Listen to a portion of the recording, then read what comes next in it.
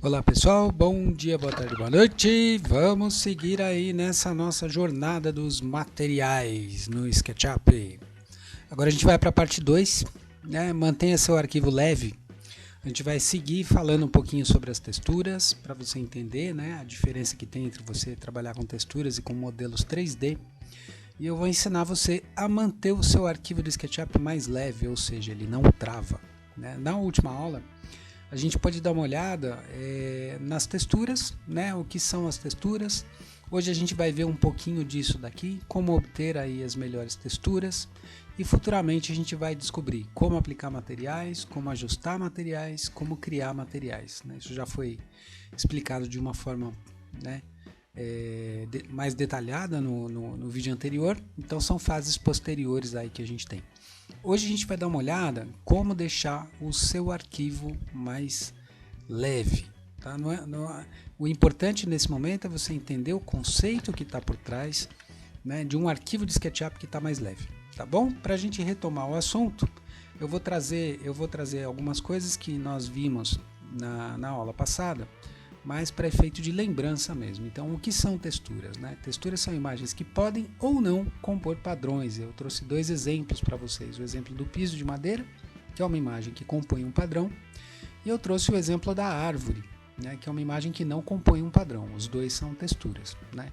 Todas as texturas são adequadas, isso já deve ter ficado bastante claro. É preciso analisar caso a caso. Né? Então, uma textura ruim, de repente aplicada numa área pequena ou num objeto, ela traz um resultado excelente. Né? Agora, texturas que você vai aplicar em grandes superfícies, grandes áreas de piso, muro, fachada, né, do projeto inteiro e tal, essas texturas já precisam ser um pouquinho mais cuidadosas e um pouquinho mais detalhadas. Né? A gente falou um pouquinho sobre o mapeamento. O mapeamento é a forma como uma textura é aplicada a uma superfície. A gente discutiu, né, eu pude apresentar para vocês o feijão com arroz, que é um mapeamento planar, um mapeamento em box ou caixa, um mapeamento cilíndrico e um mapeamento esférico. Né? E a gente pode dar uma olhada também na opacidade, que é a transparência que a imagem carrega. Né?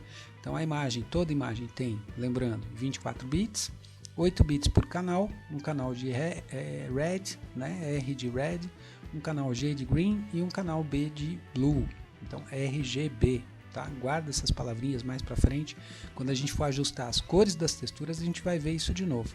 E as imagens que têm transparência, elas carregam um quarto canal junto com esses canais aí. Né? Então, é um quarto canal também de 8 bits, chamado canal alfa. Então, aquela imagem que é de 24 bits, ela ganha mais 8 bits, vira uma imagem de 32 bits, que é uma área que apresenta, né, informações sobre transparência. Sempre imagens em preto e branco, onde o branco representa as áreas opacas e o preto representa as áreas transparentes. Estou trazendo a textura aqui para você lembrar. Branco opaco e preto transparente. Né? Então a gente está vendo o preto aí através da textura da árvore, mais para efeito de lembrança. Como a gente pode utilizar as texturas para deixar o arquivo mais leve? Então, essa é uma aula bastante simples e rápida, onde a gente vai estabelecer um comparativo, né, entre situações onde o aluno trabalha com 3D e situações onde o aluno ou a aluna trabalha com texturas. Tá? O primeiro caso que eu apresento para vocês, que é extremamente usual que eu falo é porque muitos alunos sempre adotam, né, essa posição. A posição é a seguinte: eu estou modelando, eu estou com um projeto bacana e eu vou atrás de um bloco, né, do SketchUp, eu vou atrás de um bloco 3D, eu importo esse bloco no SketchUp, esse bloco vai ter um certo peso. Então eu estou mostrando uma arvorezinha simples em 3D, com algumas folhas e alguns tronquinhos, como você pode observar. Ele é um bloco tosco, mas ele serve para esse nosso exemplo. Né? Quando você vai avaliar na 3D Warehouse, né, que é a biblioteca de blocos do SketchUp, esse modelo, é muito importante que você preste atenção nas estatísticas do modelo, porque o teu arquivo vai ficar pesado. Por quê? Por causa dessas estatísticas. Pode parecer um bloco extremamente simples, e ele é um bloco só, mas dá uma olhada, ele carrega 40 materiais, ele tem mais de 21 mil polígonos, e ele tem 9 MB de tamanho de arquivo. Ou seja, se você tiver uma cena do SketchUp zerada, você colocar um bloco como esse, o teu arquivo passou automaticamente a custar 9 MB de espaço de armazenamento. né, não é só espaço de armazenamento, é espaço de processamento, né? Toda vez que você vê essa árvore, você girar o teu ponto de visualização, você orbitar, você vai estar vendo aí um trabalho do SketchUp em cima de 21 mil polígonos, com mais de 21 mil polígonos, e o teu arquivo vai passar a carregar 40 materiais. Então essa é uma situação bastante usual, onde o aluno traz o bloco 3D, mas o bloco 3D ele tem um custo. Ele tem um custo no tempo de processamento, no tempo de visualização, ele tem um custo na exportação de vídeo. Então é muito importante que vocês evitem ao máximo usar esse tipo de bloco. Não quer dizer que a gente não vá usar, mas quando a gente usar, a gente vai usar de uma forma bastante consciente. O segundo caso é um caso bem pouco usual, onde uma textura é usada para criar a impressão de um objeto. Né? Então reparem aqui, ó, nessa imagem, você vai ver aqui um contorno, né, dessa textura, tá vendo? Então, um contorno que vem passando aqui. O que essa pessoa fez? Ela pegou uma textura, aplicou essa textura num plano e ela fez ali 2, 3, 4 planos para compor essa volumetria. Eu vou olhar de cima para você entender um pouco melhor o que aconteceu. Então a pessoa criou um plano, 2 planos, 3 planos. Numa visualização de planta, uma visualização superior, o que a gente tem aí são 3 linhas, né?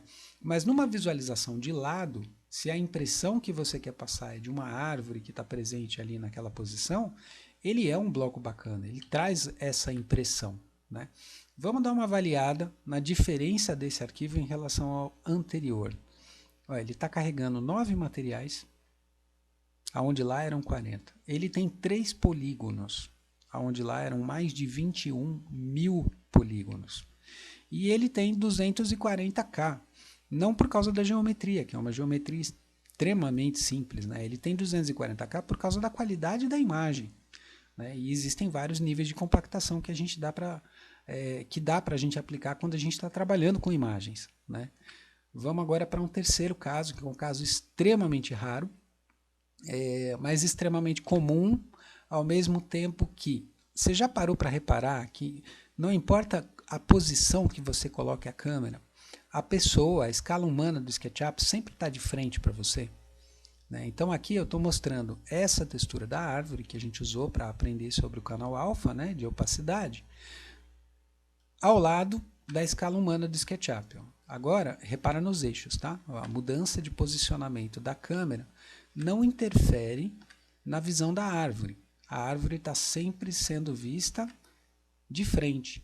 Aqui eu coloquei 4 imagens, presta atenção nos eixos, aonde está o eixo vermelho, aonde está o eixo vermelho, aonde está o eixo vermelho, né? E você vai ver que a árvore sempre está de frente para você, assim como a escala humana no SketchUp. Então o SketchUp ele permite que a gente crie componentes bidimensionais, como essa pessoa ou essa árvore, e os componentes têm uma propriedade especial que a gente consegue atribuir, de modo que ele sempre esteja de frente para a câmera, sempre esteja de frente para a vista a partir da qual a gente está olhando, né? Então vamos estabelecer aí algumas comparações entre esses casos, né, que foram exibidos. Ó, aqui a gente tem o primeiro exemplo que eu mostrei para vocês e o segundo exemplo. Dá uma olhada. 9 MB, 244K, né? Parece bobagem? Mais ou menos. Ó. A redução no tamanho do arquivo é de 3%. A redução no processamento é muito maior, mas a redução no tamanho do arquivo é de 97%. Né? Ou seja, você trabalhar com 3 polígonos, né, te custa 3%, diferente desse caso que te custa 100%. Vamos analisar uma outra situação, 40 materiais e 9 materiais. Né? Então eu trouxe para 1/4, menos de 1/4 da quantidade de materiais que estava presente na primeira cena. Isso é evidente que vai se refletir no tamanho de arquivo, é evidente que vai se refletir na capacidade de processamento, na velocidade de resposta para você operar a tua cena 3D, na velocidade de resposta do computador quando você girar uma cena e ele tiver que recalcular a vista, né? Porque o computador ele vai recalculando a vista a todo instante. E aqui nos polígonos a gente tinha 21.355 polígonos, enquanto agora a gente tem 3. Né? Se a gente for falar de porcentagem, a gente vai parar na 4ª casa decimal. Né? Então esse é o tamanho da redução que a gente está falando. Então, é assim, tudo no 3D é uma questão de decisão, né?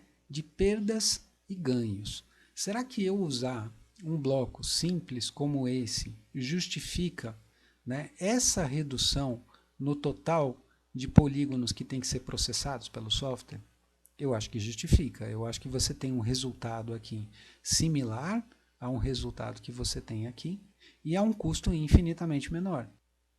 Assim, se você tem um computador sem a placa de vídeo dedicada, né? Porque todo computador tem a placa de vídeo, mas você tem aqueles que têm a placa de vídeo dedicada. Então, a esmagadora maioria dos computadores não tem. Então, esse tipo de situação de otimização é uma situação que a gente vai estar buscando a todo momento. Né? A gente está produzindo aqui, manda para o colega. Como é que é o computador do colega? Ele vai conseguir abrir teu arquivo ou não? Né? Então, tudo isso são decisões importantes, né, que a gente tem que tomar. Eu estou mostrando para vocês que a capacidade de processamento ela cresce bastante, porque você vai estar trabalhando com blocos mais leves. Desista, né, dos blocos 3D sempre que você puder, parta para componentes bidimensionais. Por que bidimensionais? Porque aqui essa árvore é uma imagem, a imagem é um plano, é bidimensional, simulando uma tridimensionalidade, porque 3 polígonos estão dispostos aqui, né, usando os ângulos aí parecidos com os ângulos de um hexágono, né?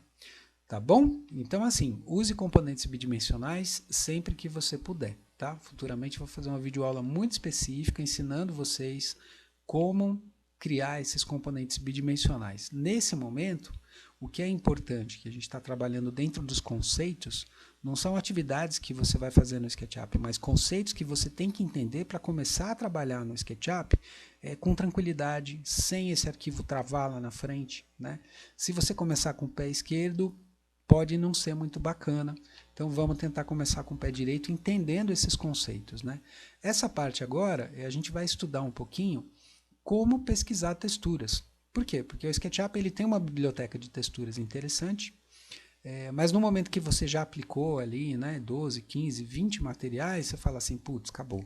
Né?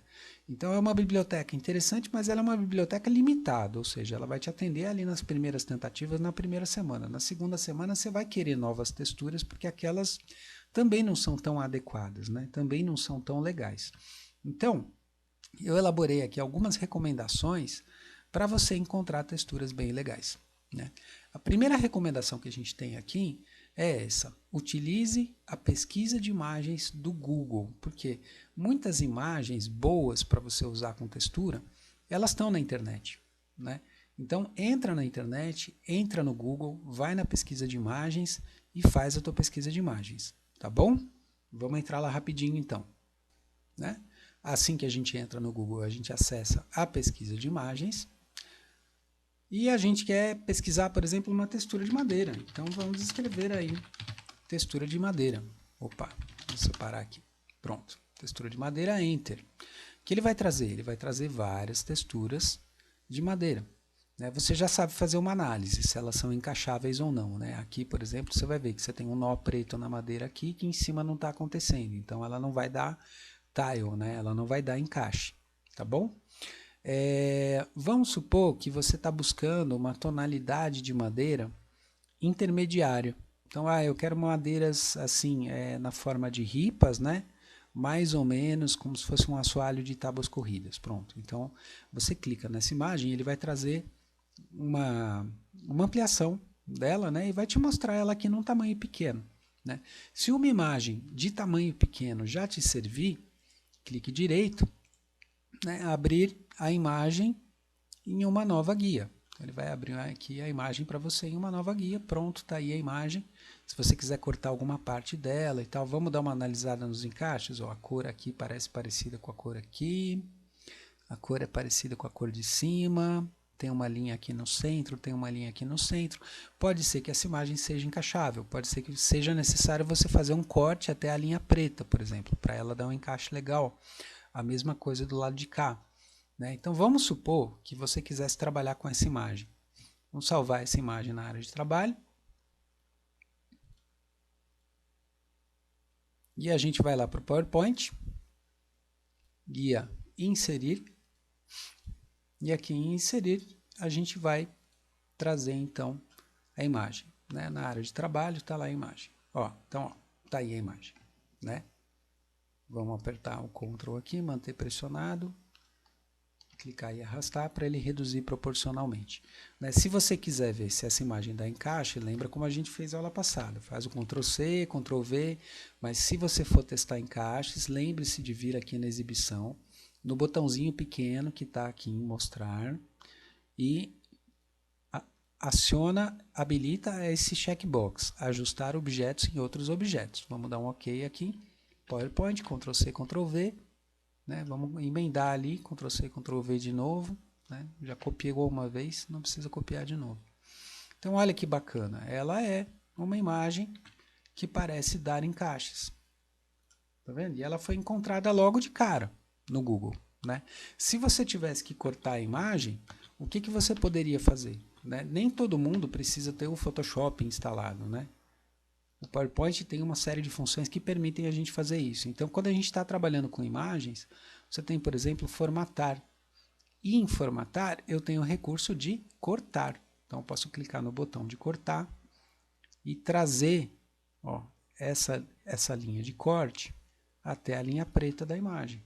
E aí eu clico de novo no botão cortar, ó, pronto. Tá vendo? Então a imagem foi cortada, o canto dela agora é a linha preta. Então às vezes a imagem não dá encaixe, mas ela permite determinados ajustes que você pode encaixar. Uma outra coisa que eu quero mostrar para vocês aqui no PowerPoint é o seguinte. Às vezes você tem a madeira e você tem uma tonalidade parecida com a tonalidade que você está buscando, né? Mas não é exatamente o que você está buscando. Aqui ainda, né, no próprio menu formatar, lembra que ele só vai aparecer lá em cima se você clicar na imagem. Então clica na imagem, vai aparecer o formatar lá em cima. Existem alguns efeitos que permitem uma edição interessante da textura. Por exemplo, em correções, a gente tem a nitidez. Então eu posso vir para uma nitidez máxima, tá vendo? Que vai realçar, né? Vai destacar. Ou eu posso vir para uma nitidez mínima e a imagem vai ficar mais borradinha. Tá vendo? Então não, eu quero um alto nível de nitidez para gerar um alto contraste, né? Um contraste maior da imagem, você coloca aqui. Outra coisa que tem aqui em correções também é o ajuste de brilho e contraste. Então eu posso fazer com que essa madeira, ó, fique mais contrastada, tá vendo? Então, embora a imagem seja essa, a hora que eu aplico um contraste maior, isso é um contraste de 40, estou trazendo ela para um tom avermelhado. A hora que eu aplico um brilho menor, eu estou trazendo mais para um tom de vermelho escuro, tá vendo? Ou marrom escuro. Então eu consigo ter várias madeiras só num ajuste bobo, simples, que nem esse, né? De correções do PowerPoint. Outra coisa também que dá para trabalhar são os ajustes de cor, né? Eu posso escolher a saturação de cor. Eu quero uma cor mega saturada ou eu quero uma cor menos saturada. Eu quero uma madeira mais acinzentada, né? Então, saturação 0 é preto e branco, né? Saturação total é cor berrando, né? Nos seus olhos. Então, dá para fazer esse tipo de ajuste. Um outro ajuste que dá para fazer é no matiz da cor. Então, eu posso trabalhar a temperatura de cor para uma temperatura de cor mais elevada, mais baixa, perdão, aqui, ó, temperatura mais azulada, ou uma temperatura de cor mais amarelada, tá vendo? Então, né, mais azulada e mais amarelada. Também são ajustes possíveis. Então, eu venho aqui nas correções, eu chego na madeira escura que eu quero, ainda aqui em cor, né, vamos fazer um ajuste de cor para deixar essa madeira um pouco mais azulada e um pouco menos saturada. Tá vendo? Então, essa solução, em relação à solução que você tinha antes, ó, é uma solução bastante distinta, né? Deixa eu ocultar aqui a régua e as guias. Pronto. Vai ficar melhor aí da gente enxergar. Então, são ajustes possíveis que estão disponíveis no menu formatar. Tá? Também dá para trazer isso para uma monocor, se você quiser, né? Deixa eu zerar aqui a correção.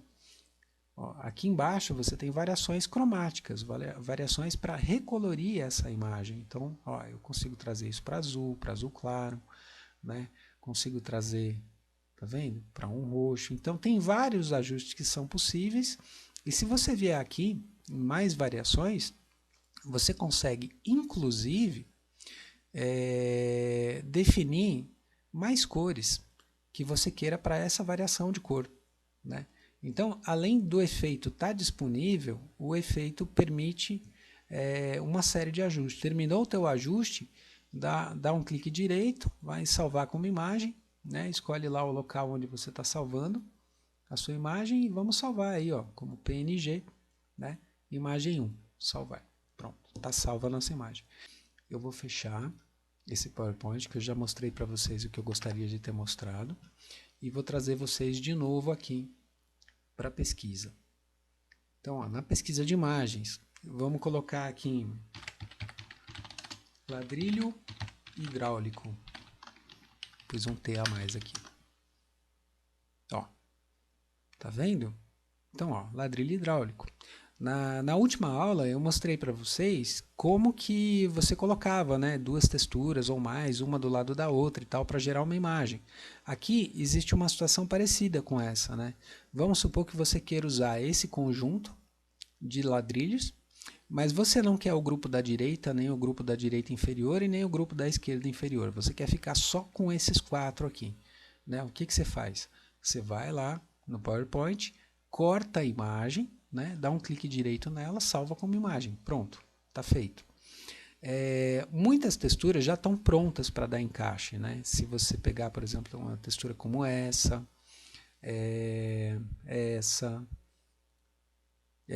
tá vendo? Então, todas essas texturas, elas trazem essa possibilidade, né? Você pode partir de uma imagem como essa e lá no Photoshop, cortar ela, no PowerPoint, perdão, cortar ela e chegar na posição, né? Claro que se você trabalhar com um programa de edição de imagens, como o Photoshop, por exemplo, você vai ter um resultado melhor. Ele é um programa feito para tratamento de imagem, né? Então o resultado vai ser bem mais interessante, tá? Mas o PowerPoint permite uma série de ajustes sem você ter que virar um expert, né? Sem você ter que aprender o Photoshop necessariamente, tá? Então você pode usar essa alternativa aí, tá bom? Então essa aí é a primeira dica. Vamos voltar aqui para a nossa textura de madeira.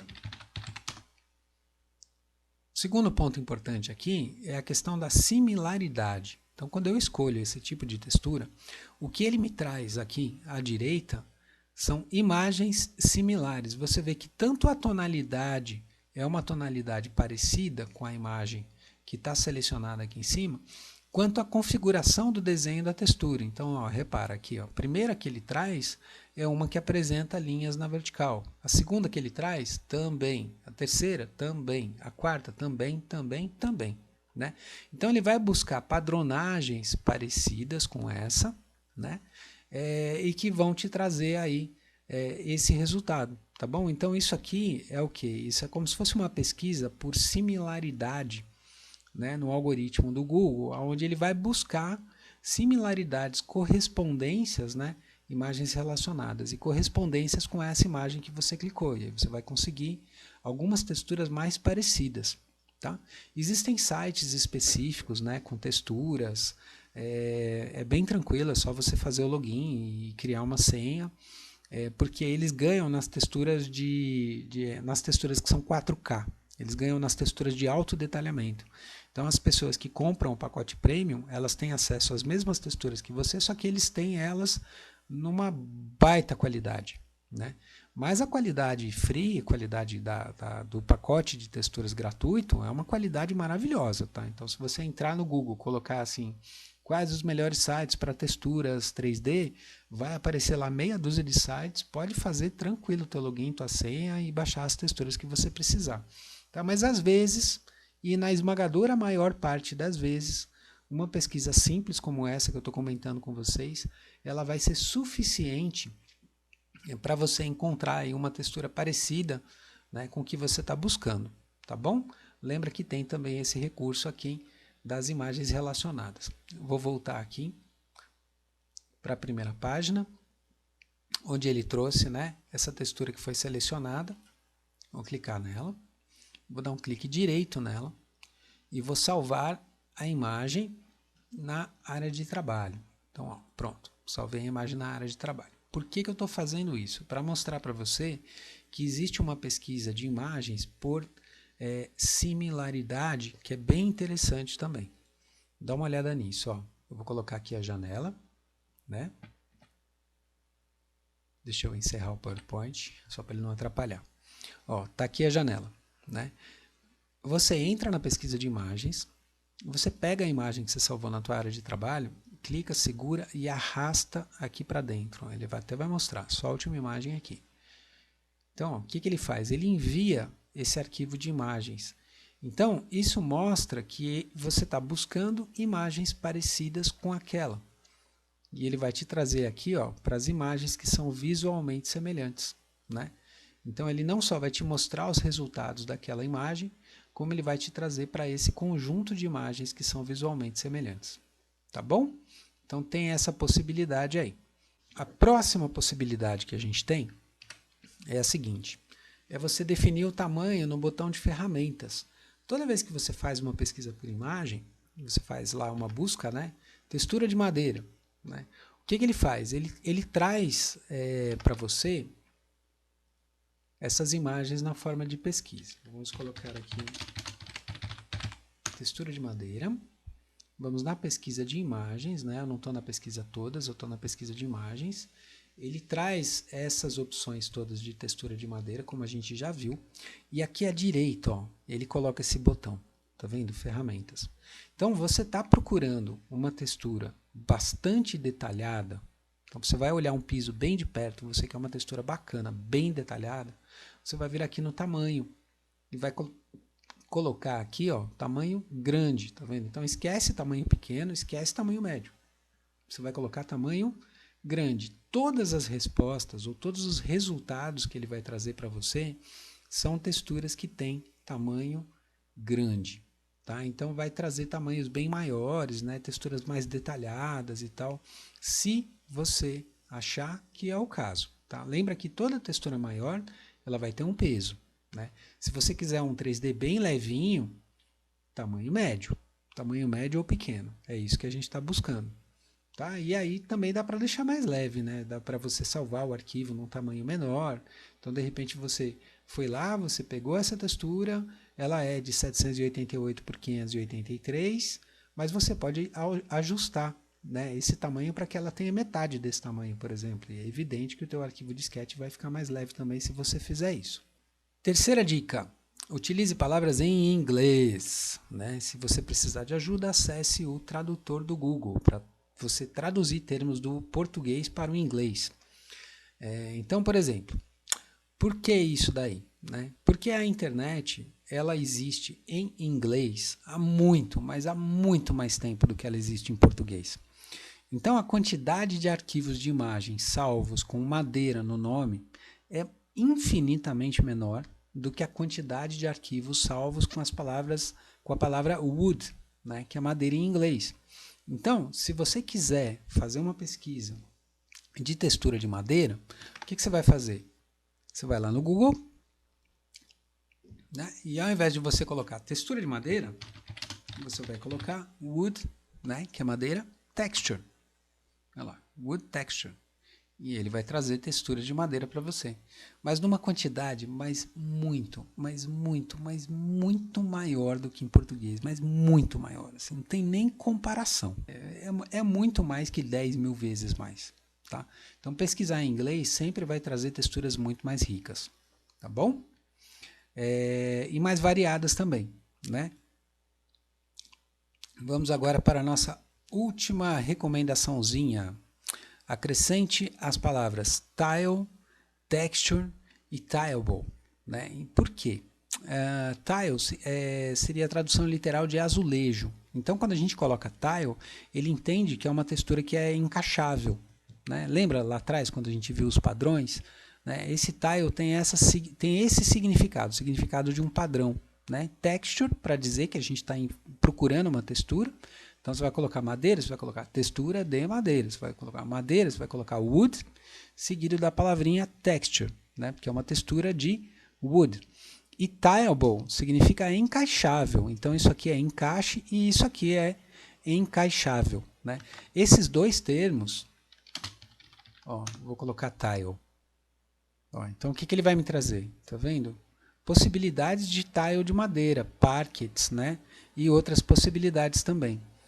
Se eu colocar tileable, o que ele vai trazer? Ele vai trazer texturas que são perfeitamente encaixáveis. Você pega essas texturas aí, joga lá no PowerPoint, né? E você vai ver que elas encaixam, pelo menos a maior parte delas dá um encaixe bem perfeito também, tá? Então, lembra de colocar as palavrinhas texture e lembra de colocar a palavrinha tile ou tileable, né? Depende do que você está procurando. Estou pesquisando, por exemplo, fabric, né, que é tecido. Então ele vai trazer várias nuances de tecido. Você está pesquisando uma textura de couro. Então coloca lá, couro. Ele vai trazer várias texturas de couro para você colocar no estofamento. Você está pesquisando